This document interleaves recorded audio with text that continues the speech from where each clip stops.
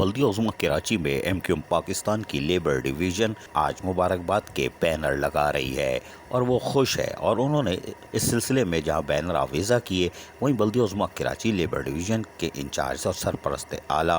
مزدور یونین متحدہ workers front کے مرکزی عہدیداروں نے ایڈمنسٹریٹر کراچی لئی قیمت، میٹروپولیٹن کمشنر دانش سعید، فائنینشیل ایڈوائزر غلام مرتضیٰ بھٹو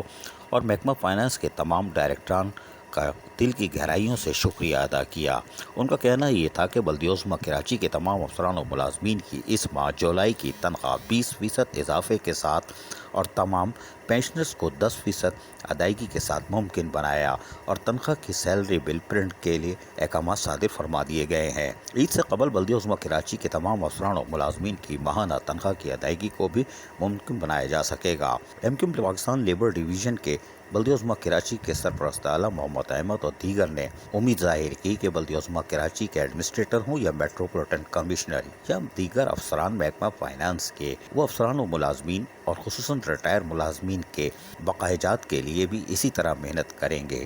عزیز عارف، KBS بلدیاتی نیوز کراچی۔ ایسی خوبصورت ویڈیوز فیوچر میں حاصل کرنے کے لیے ریڈ بٹن پر کلک کر کے اور بیل آئیکن کو پریس کر کے ہم سب کے سبسکرائبر بننا مت بھولیے۔